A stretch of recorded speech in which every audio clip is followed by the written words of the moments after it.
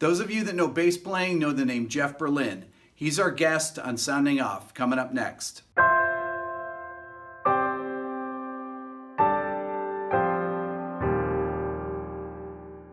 Our special guest today is an old friend of mine. This is Mr. Jeff Berlin. He is a legendary bassist. We've known each other for a while now. He has been out making records for years. The first time I heard of you, Jeff, was in the early 80s. I have actually, as I've shown you, your first record, Champion, your first solo record. And I've got Taking Notes, I think Crossroads, Lumpy Jazz. I have a bunch of your solo records. You've played with Scott Henderson. You've played with Bill Bruford, Dave Liebman, and you played on road games with Allan Holdsworth. Welcome. I'm very pleased to be here. I knew you were developing your cast, your podcast, your show. People will hear me stutter and stammer when it comes to internet issues, your broadcast, because I'm very computer illiterate, and there's a lot of terms that are very popular today about computers and interactions and webinars and all these things. And I'm rather in the dinosaur era, so you will pardon me. Is yours a podcast, or what is it that? This is more of a. I guess I do.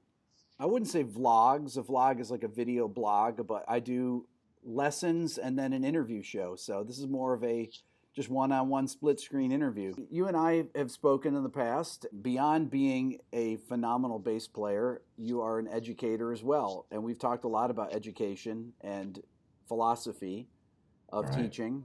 And you have a lot of great ideas about that. And I'd like to talk about some of that.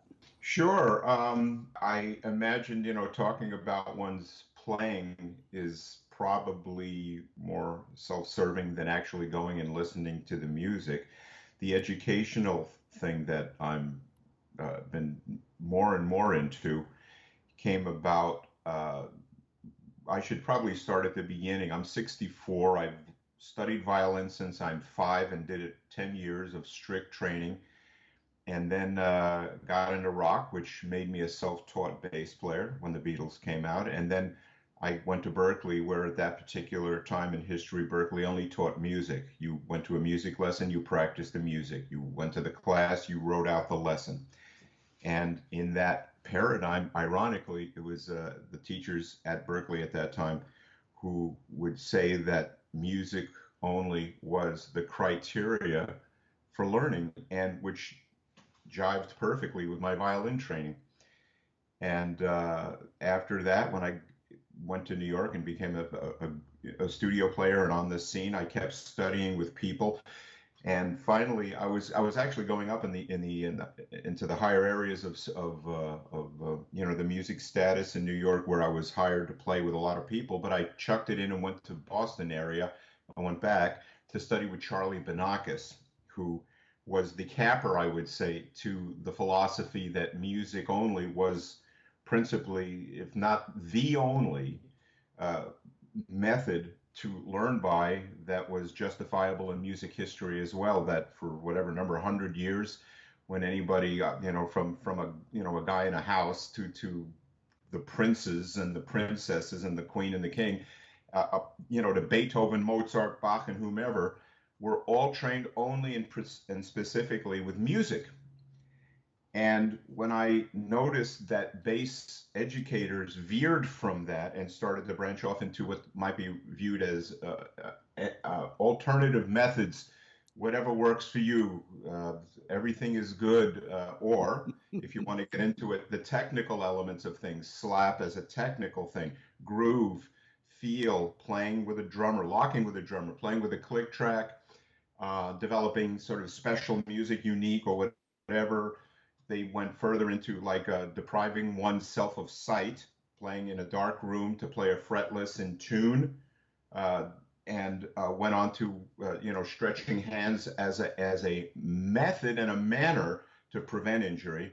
And it was a long list of what I regarded as suspicious methods, and it really concerned me because a whole generation today is now affected by the methods and teachings, often by the top bass players that influenced them, the top schools that influenced them, the bass magazines that influenced them, artists that offered thoughts that might not be trained in music, websites that are also this way. So there's kind of a worldwide event going on where bass education has been compromised and a whole new generation has been, I hate to say this, but brainwashed. It's almost like you notice what's happening in Korea these days. A lot of people are brainwashed. There's literally generations of people who believe that the leader is the leader and that's it, and you don't question and you don't ask. And ironically, bass players that are fans of top bass players or top schools are in the same, I believe, area where their views of learning are entirely contingent upon the word of the leader, their favorite bass teacher, their favorite school, their favorite website, that it must be sacrosanct because they said it. And that sort of smites more of a cult view. You never question the leader in a cult. It's not the bass teacher's faults or the school's fault. It's none of, they're not responsible for it. But generations since the 1980s, when bass teachers and columnists started to deviate away from music, has now created a generation who, when I come on and say, look, this isn't going to work for you, you got to get into music only, it is literally a foreign language that I'm saying, and actually it infuriates people. Wait, can you talk a little bit though about Charlie and why you went there and how these are connected? Well, I was fortunate because I learned violin early, and when you learn violin, you learn music from day one, minute one. Charlie was sort of the last in a chain of that philosophy of learning. And when I was in New York, I think I was playing in Bill Bruford's band at that time, and I had a lot of positive reviews and of my bass playing, but I knew that I wasn't playing well. You know what I mean? How you can be honest with your own self. And what I did is I just chucked it in. I went up to Boston, packed a car and the truck, and moved up to Boston and went with Charlie for 2 years. And I did it because I had more of a need to know about how music worked and how it would profoundly affect that artistic heart that I had that always comes later. Art always comes later, never comes earlier in learning. Charlie was the godsend for me and for everybody. If you ask anybody who studied with Charlie, we all got exactly what we went to him to get, which were musical ideas to practice to enlighten us about those particular and individual musical principles. And if you do them in a series, you are going to become extremely skilled or understanding of a whole lot of musical principles that I never would have learned had I not gone to Charlie. I mean, I'm so convinced of that. So I didn't do it where, let's say, people study because they want to get a gig. There couldn't be a more erroneous, in my opinion, view of learning. I got to learn so I can get a gig. I never did that. I learned so I could learn. And by learning, it was a sort of a fringe benefit. I was qualified to play. So Charlie would give me a piece. I mean, I don't have one here, but Charlie, I'd get an envelope and I'd get this. But Charlie would send me a page of something with 2 lines of music on it and a couple of bars of explanation. And that little page changed my life because it was a principle of harmony that was unique and really was its only, it's like a verb. A verb is a verb. That's really all that it is. And Charlie would say, I'll give an example. He had an exercise where he took a C scale but removed the A out of it. So the scale was C, D, E, F, G, B flat, C.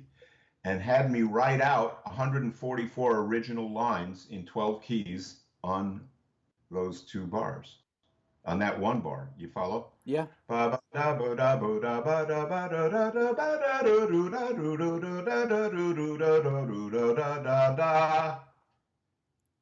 line 1. And that's line 2. And by the repetition, and I mean, it was just insanely hard. And he really gave me a lot of work. And that Charlie changed my life, changed everybody's lives. Everybody who got in his good way, under his tutelage. And I became a beneficiary of knowing a lot more about music than bass players do. I mean, people will say this and say, what an ego. No, it's not an ego. I'm such an egotist that I'm still studying here in Nashville looking for harmony teachers. And you know what I mean? It's not ego. I know my industry, my instrument, and I know who's teaching on it. And I know more about the, let's say, the function of music than a lot of bass players do, most bass players, and recognize that we get better in pieces and recognize that we get better by musical content since that was what the bass was built to provide anyways. Mm-hmm. So that's in a nutshell for 15 minutes of monologue on my part.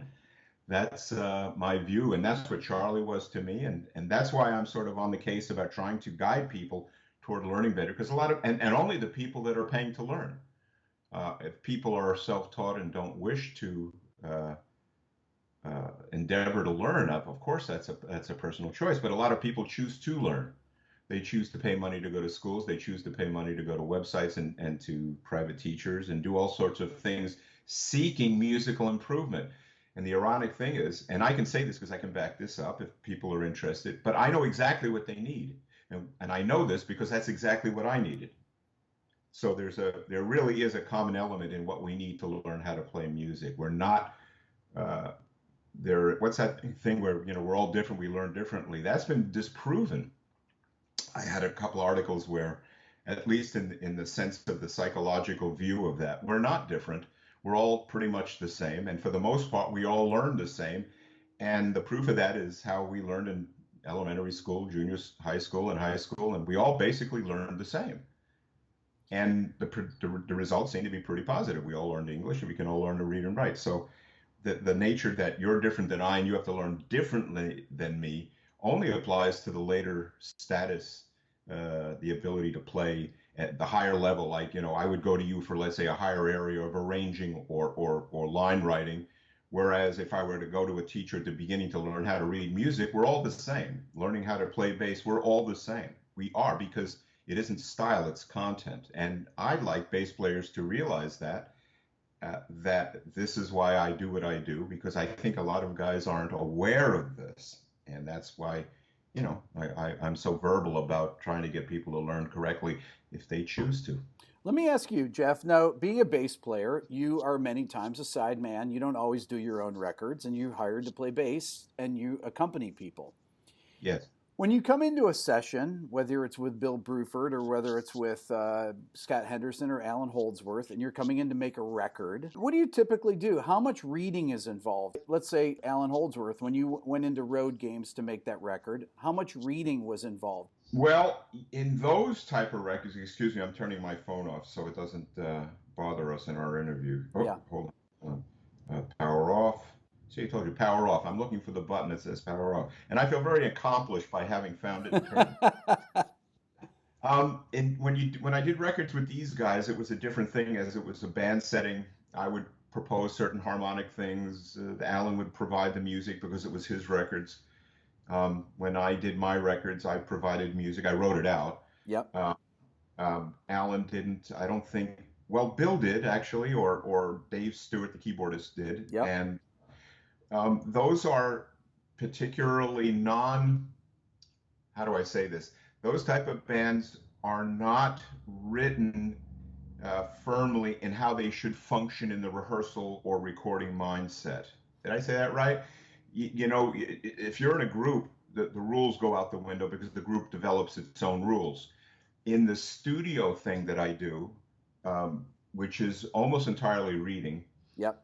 It is all reading because, and reading is a function because really the engineer, the producer, nobody wants to pay me more money than they have to anyway. So they'll provide a part, have me play, and then I'll go home. So it's the reading element and the studio scene, which has greatly waned in the years. But when it was during its heyday, it was a service-oriented industry. Yeah. There was no art in there. There was, you go in, here's the part, play it, and leave. Then you go to the next session, and here's another bass part, and you play it, and you leave. So the reading thing was very much in action in those sessions. When you're playing with these people that are the top level people in your industry, as you are, And you go into make a record. How does making a record? How did making a record differ then when you made records on tape, for example? I always like to talk about this because when people walk into my studio, they see my 2-inch machine and they say, "What is that?" And I mean, they literally don't know. It's remarkable. Young kids don't know what that is. What is that? I said, "That's a tape machine." Now, the level of musicianship that it used to take in the old days, I'm not saying this like an old person, but to make records, only the best players or typically the best players would make records because they'd make the least mistakes or could play the most creatively and actually get parts down without having to fix them. Nowadays, people can play anything and it can be repaired and made to sound passable. But when you're making records in those days and making them on tape, it was a completely different mindset. Don't you agree? Totally different mindset because we didn't have it in the back of our minds in those days that we could have the luxury of messing up and having the time to do it. I mean, there were certainly this, in the 2-inch tape you slice them and you paste up things, and often they'll punch me in and then hit the out button, if there was a fix. And I tried to minimize those as much as possible. Reading well was a help for me because I don't think I've almost ever, well, I did once. It's a funny story, actually. To begin, I barely ever made a mistake in a reading gig, but the reading wasn't all that challenging anyways. But there was this one gig in New York where it was a pantyhose commercial. And this lady was bing, bing, bing, bing, walking, and I had to play something like C, G, C, G, C, G, or maybe higher up, because you can't be that low. It's the ladies walking. So, and I don't know why, can't figure it out. And Steve Gadd was in the drum booth, and the Breckers were in the horn section, and it took me about 6 times to get it. For some reason, and I can't figure it out, I couldn't sync my fingers at that precise moment of professional need to do so. And I couldn't go bum, bum, bum, bum, bum. I would lump, and I was like this. And these guys, having known me because we play together in New York, were just laughing at me out of my just sheer inability to play like 1-5, 1-5, and finally did it. And it's a peculiar, weird moment, but it happened on 2-inch. So, there you I go. guess I had to start the whole little commercial. But I mean, screwing up is a part of playing, I guess. And luckily for all of us, 100% of us make mistakes. Now we don't have to worry about it quite as much because it's far, far easier to fix errors. I personally never really had a big problem with, let's say, digital versus analog. I honestly can't say that I've been affected by the digital sound in a way that some people, I think, prefer analog sound. And I guess that's just a preference. I'm perfectly okay with digital. I think it's a far more manipulative environment. You can do way more things with one's playing in digital than you can in analog, and I like that. So where have you seen music go, and why do you think that higher level music in our society, and I include jazz, classical, fusion, is not as appreciated as it was 25 years ago, 30 years ago? Why? Oh, I have a fairly strong thought about it, which is that each generation begets its own style or styles of music that are popular for that generation. And I mean, I can start back in the sort of the Hot Five. Is it the days of Louis Armstrong? Yeah. And hopping over those groups, you got into the clarinet swing music of Benny Goodman. Then you got into the big bands. They waned and went. Then you got into the 50s and got into that sort of ga-junga, jinga, jinga, jinga, rock and roll kind of blues, R&B music. Fats Domino. I was going to say Minnesota Fats. I just read about Fats Domino and Elvis and all of that. Then the 60s got into, the electrified playing. 70s got into disco. 80s got into hair bands. And that's where I start to lose perspective. I'm not 100%. I've heard things like new wave and punk and things go on. So to answer your question is each generation begets a style of music that seems to be popular, and mostly with younger people, younger listeners and younger players. So what happened is when fusion was popular, it's something I once heard, I can't recall who said it, but oh, I remember. I think it was it Lenny? Lenny White? I mean, I don't recall, but musicians owned the music industry in the 70s. And we did. Just if you could play, you're a star. Today, that doesn't count really for the most part. Um, for the most part. And so this generation doesn't have the same interest in the playing element of music that another generation had. It may come back. And Why though? Why do you think? I feel I'm correct in this, but evolution, it's hard to predict. Who could predict that hair bands would have been? Why not kneecap bands? Why not elbow bands? I'm being facetious here, but Sure. things evolve. Why my wife is an Argentinian, and she says, how come in America it's spelled Knife? You follow? Sure. When it isn't pronounced Knife. And the best, because in Spanish speaking countries they don't, if it's spelled that way, it sounds that way. Sure. I said it's an evolution of English. It's not that anyone planned that language should end up as it is. It simply was an evolution. It became what it became, and we learned it as it became. It's established. So music is the very, very same thing. It became what it became. It evolved to what it evolved. And today's industry barely, it seems to me, pays attention to the great players. I mean, I'm utterly and absolutely convinced that if Jimi Hendrix came along today, no one would notice him. No, I agree. So the industry and the luck of the draw and the time that you come along, I mean, there's a lot of remarkable musicians that will never be heard today that might have in another era become a superstar. And it's just simply due to the availability of those musicians and their thing in this era. Now, there's a big thing that goes with this is that bass educators teach style. Sometimes they teach past style, but they teach style. The idea is that they teach musicians how to be current in their training in today's music thing. They'll teach them that, not bass only, but other things, internet, social networks. They're teaching a multitude of things to help bass players to be current, which to me is a problem. And the problem is that in every single era of music, I'm speaking for me because I'm a bass player, any bass player that had success because they could play. Right. Quite simply. That if teachers teach current style or teach students for a lot of money, I might add, how to function in this era of modern music through networking and through use of electronics and things of this nature, in essence, they're teaching obsolescence. Because when this era passes, which it must, right, the lessons that were paid for at that school or with those teachers or on the internet will no longer be applicable. So people are paying money to be current till today until 2018 or 19 when they may not be usable at all. That's an awful lot of money and time to invest in a time of music that must pass because music styles and eras always pass. So I had a better idea. You can certainly learn about the modern elements and the ways to become current.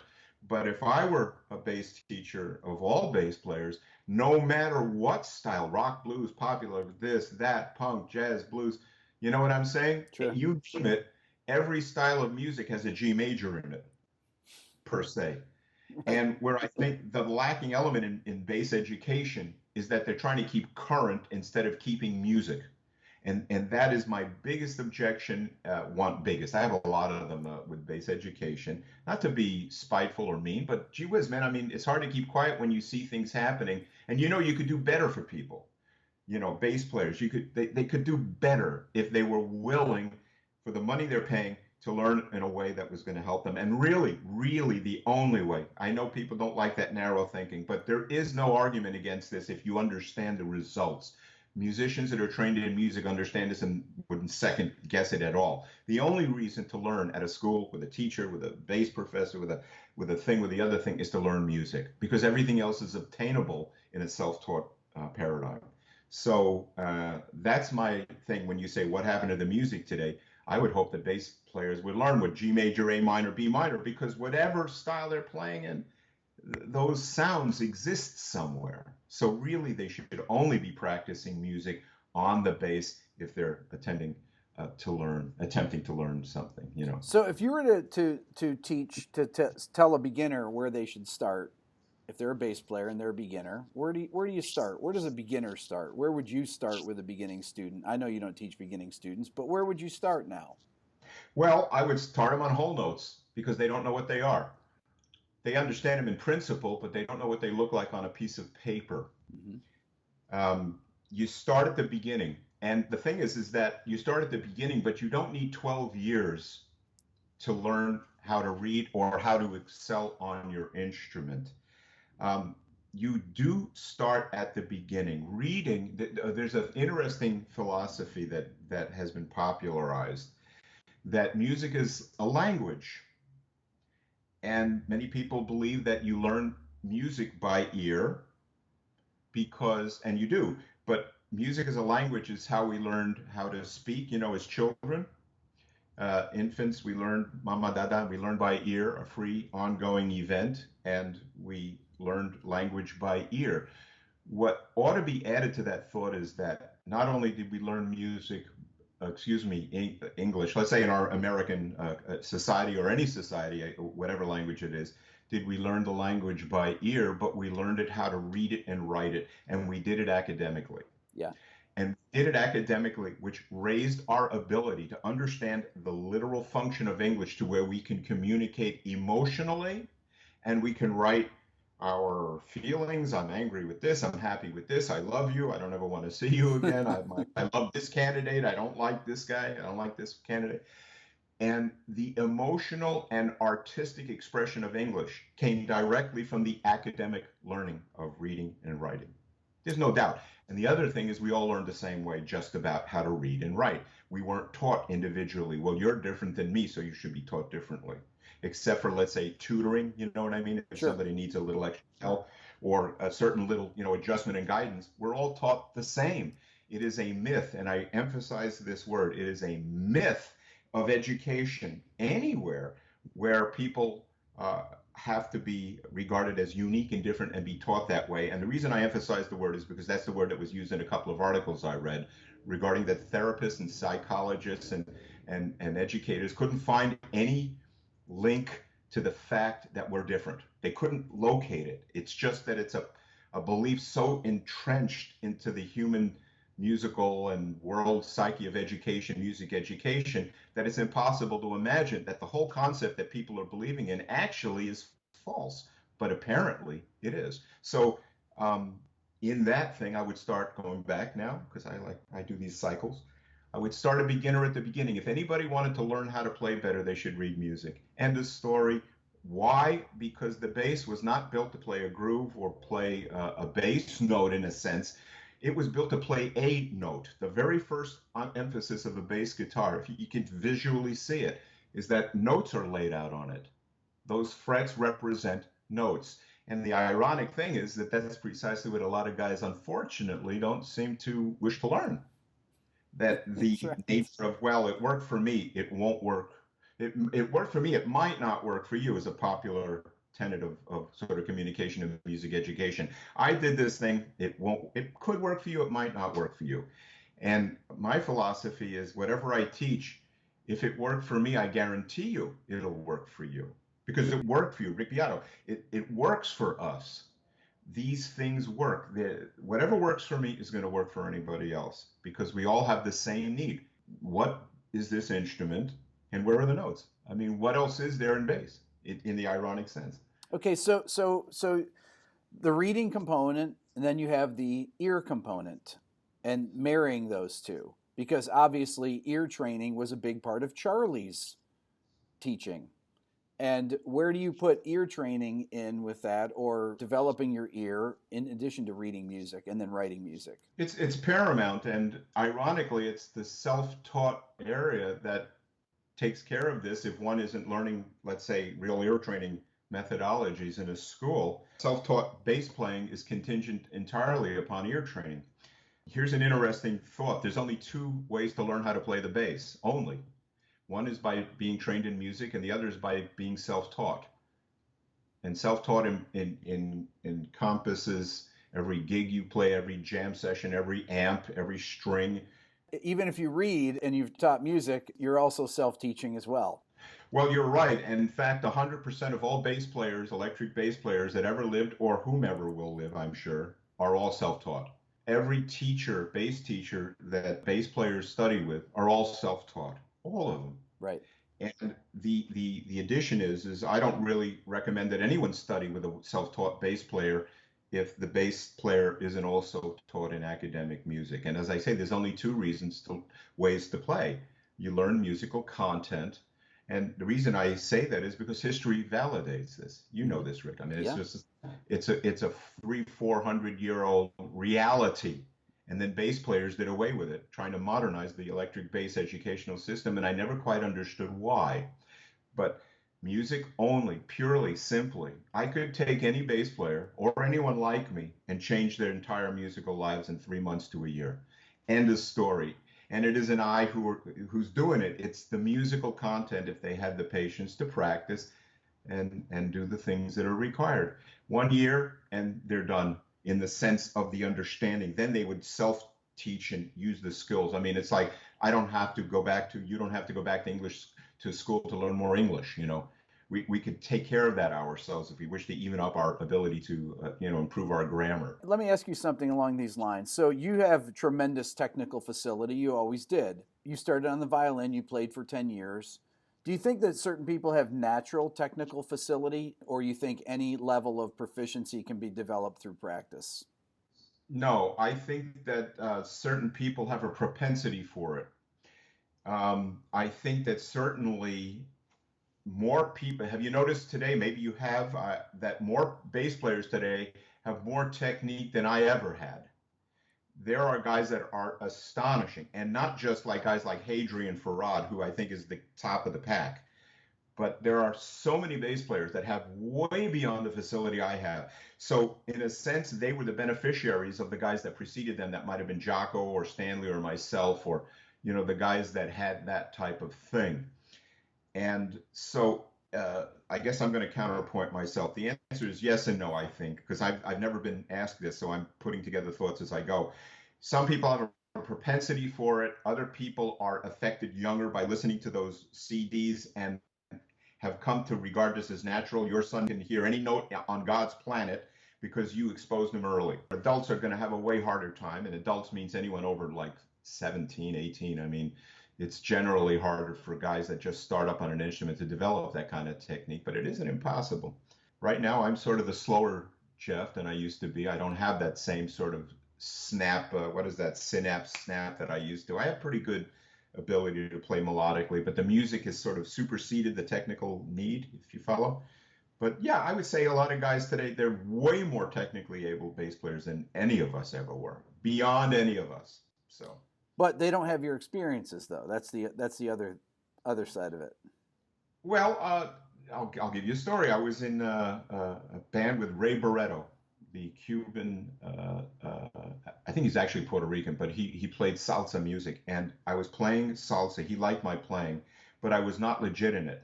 And this was in the '70s, and there was a guy named Fidel. Not the obvious Fidel. It was a guy named Fidel in the band, and he hated me. He hated what I did.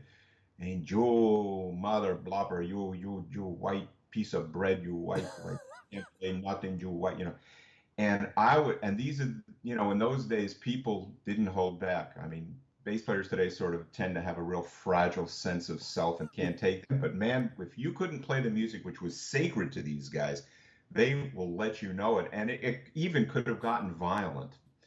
So I was really concerned, and I went home and I started to shed and listen to records and listen to Sal Cuevas, and I got deeply into it. And again, it wasn't 18 years of apprenticeship. I did it in about a month because I was deeply into it. And all right, I have a natural sense of music. I learn music more quickly than a lot of guys do. So I went back to the rehearsal, started to play, and I was just doing this, kind of wondering if Fidel was just, and all the guys were looking at me like this white so-and-so, because, and Fidel's looking over and he goes, "You sound good, bro. You sound good. And that was my endorsement. That was my graduation. And so the answer is I did not have a lot of experience. You have to go through the difficulties of learning and the difficulties of playing. And I want to add something here. Learning is not a clean, pristine, and beautiful experience. And it would be great if people knew this. It's a dirty, greasy, bumpy, and very frustrating at times experience. And I feel it is precisely for this reason that most bass players gravitate towards the sweeter, nicer, everything works for you message of bass playing that I object to. The musicians that practiced and played never died from it, never had a heart attack, or never went insane. They were simply into the element of learning to where even the difficult elements were tolerable and necessary. Dustin Hoffman said, "You don't learn from your successes, you learn from your failures." And I knew this early. So when I was learning, it was always a sort of a awful occasionally. What's the awfulness? Not playing what you want. It's that simple. Bass players just go like this right away. It's an instant reaction. When I do clinics and I have a guy up and I'll say, "Play the C scale," the guys will go, ba ba da ba da ba da ba ba da ba da ba, and it's a performance mentality. So I'll say, "Well, do it on this string only," and that slows them down, and now they have to think. Learning is not always a pleasant experience, but the rewards are almost always great. And if I can get guys to know this, they would abandon, I think, the more pretty, positive sort of, kissy, fluffy kind of things. I'm not saying you have to be evil to a student or evil in learning. I'm saying that it's already built in that learning how to play and improving is a difficult endeavor. And why not? Anything worth having isn't easy. So, and we all know these things. I'm just not sure why bass players don't accept it. I had a thought that bass or anybody would accept a guy coming to fix their sink, a plumber. But that plumber better know exactly what they're doing, because I'm paying them money. But at the same time, a bass player feels that a metronome and a hand grip and a slap exercise is going to get them a career. And it just amazes me how off to the reality of what they need from us if one has a professional goal in mind. And so that's why I do the things I do. I want people to be enlightened by that. I don't want to hurt anybody's feelings. I haven't made a dime in 40 years, 40 years from saying the things I do. Rather the opposite. Some people are very angry with me. That being said, are you glad that you grew up in the time period that you did and had the experiences that you did? Yes, and I think anybody that grew up in that period would agree. That was a period where music for its own sake was the focus, where learning it well was the focus, where the time it took and the struggles that ensued from time were allowable and permissible, where performance was not the focus, but achieving a high musical ability was, which ironically hence made us better performers. Sure. I was in an era where everybody was of the same mindset. And because we were all of that mindset, we would all strive for higher things, and we would all expect it out of each other. Fidel expected it out of me. And other guys too. They wanted certain things. They didn't want blah, blah, blah. I had to learn that to play a bass like a bass player, And I had to go through that. But fortunately, I was in an era where high goals of playing and high goals of learning were the norm, you see. Today, guys will say, "How do you lock with a drummer?" Or talk about that. "Oh, I should practice with a click track," or "I should speed up my metronome." I mean, these are three silly points of learning, because anybody who can play can lock with a drummer. In my time, I would say, when I say my time and the time coming up, nobody really ever thought of locking with a drummer. No one ever talked about it. Bingo. It was never discussed. It was never an issue. But today it's a paramount issue. And bass players, again, are misled by well-intended but really flawed bass instructors and a bass educational society, which I call out, because students are not getting what they need. Anybody can play with a drummer. Anybody can play with a click track. Anybody can play a groove. Anybody. And the reason is because everybody in the past already did all those things. There's nothing that I'm saying that can't be done. It's not like a line was drawn and this generation suddenly didn't have the skills. They're just not being taught correctly. That's really all that it is. I mean, I'll go so far as to say the whole visual and conceptual element of learning bass today, I can't say it's a lie, because a lie denotes fooling someone on purpose. It's false. It's just a false principle. Bass requires a redo educationally. You ever go back and listen to your old records? I have, and I hate it. How come? Because I'm no longer anywhere close to the bass player that I was. I don't particularly like the idea of going down, what is that, memory lane or something? What's that? Yeah, memory lane, sure. Lane. And the memory lane, there is a fireman with an hourglass. So it's Penny Lane, I know. I know. And no, I don't like to review them. I don't. I sometimes I hear things where I said, oh my God, I made those mistakes. Oh no, why didn't I end the solo earlier? There's a really good bass solo of me online playing Groovin' High, but I went 2 choruses too long.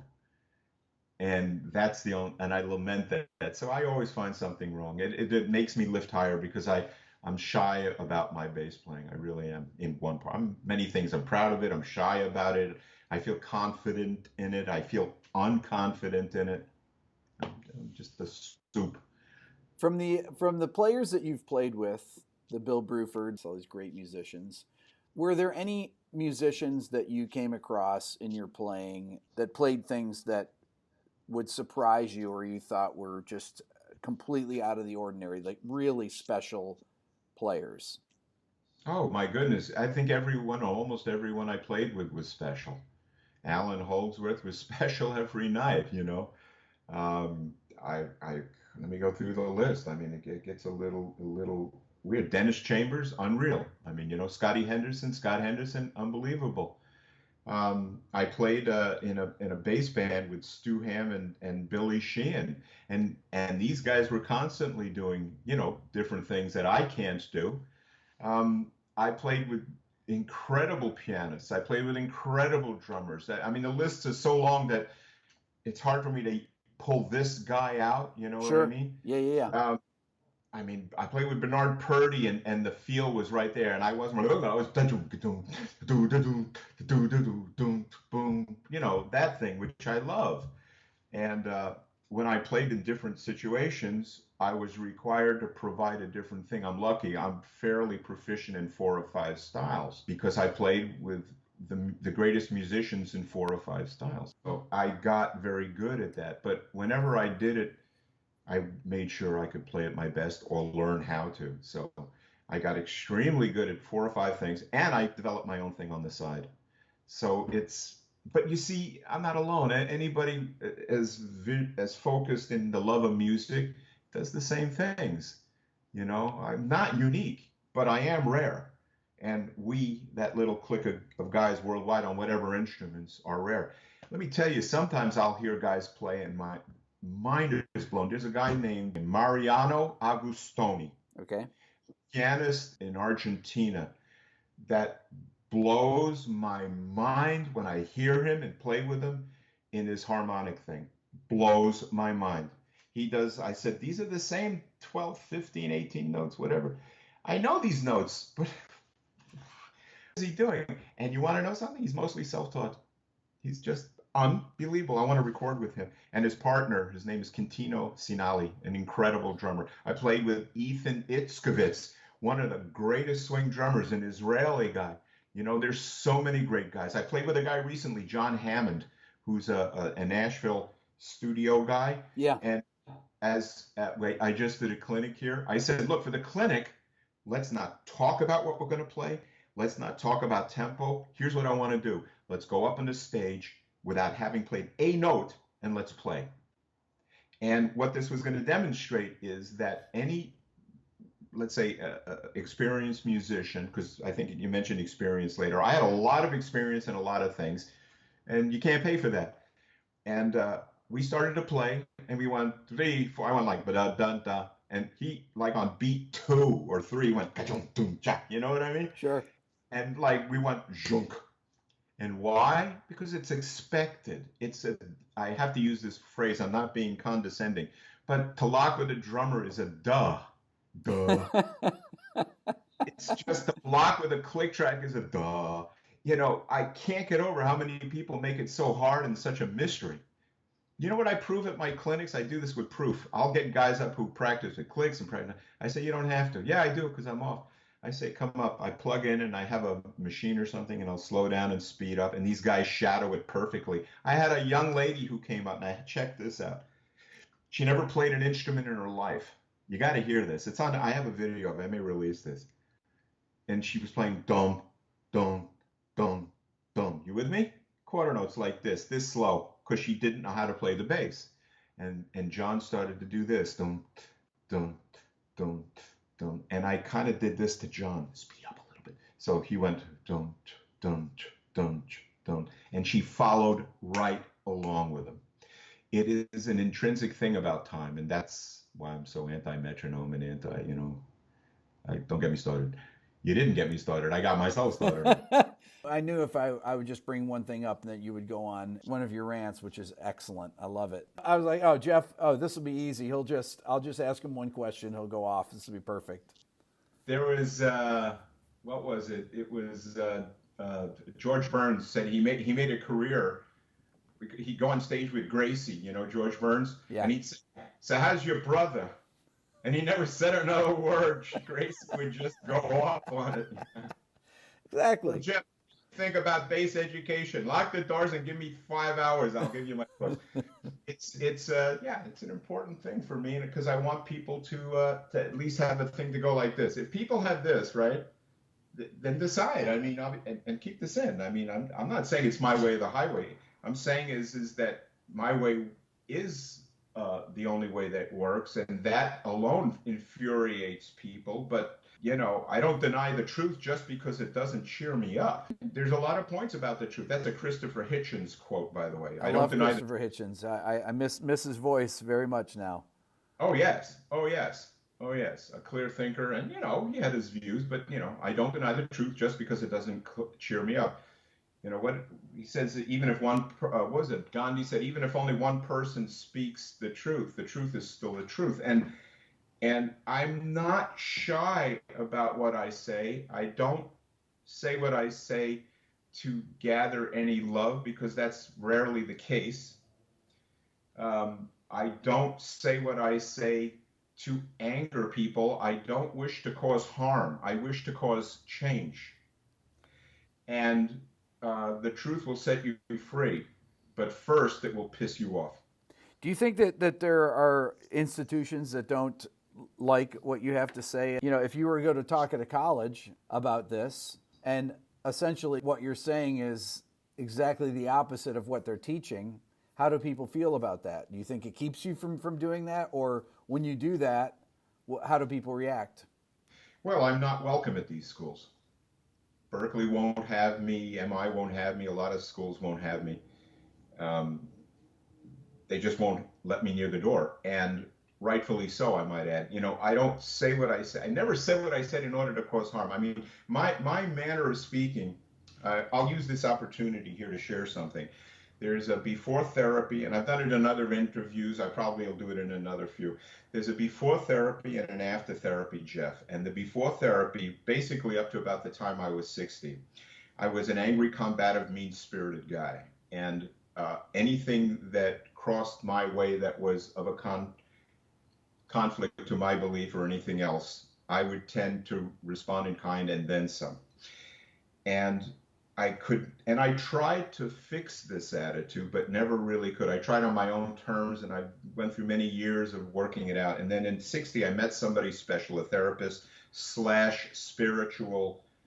spiritually motivated person. And in a nutshell, in 3 years, I went through, I would call it the most horrific and galvanizing changes in me as a human being where I considered not staying in the world. It was so painful that I said, now I understand why people commit suicide. I understand it. Because if you feel you can never extract yourself from this unending and diabolical emotional pain, unending, unceasing for months, that there's only one way out. But I would never entertain that. I just said, one more day, like an Alcoholic Anonymous. And then I began to recover from this. And what happened is that two things actually happened. I'll nutshell them too. I'm not the man I used to be, as Scrooge said on, I'm not the man I used to be. I'm not the man I was. I'm not the man I was. And I'm not. But at the same time, I'm also a man of principle, experience, intellect, historical understanding, and in this soup of this kind of menage of things, I haven't changed my views about learning, but certainly will remind people that if I say them today, I must be the same guy that I used to be. And there's a thing that when you do something in life, you earned the results from it. So I won't deny it. I won't protect myself, and I won't, say they're wrong. I'll say quite honestly, whatever people think or react in regards to the things I say, I earned it.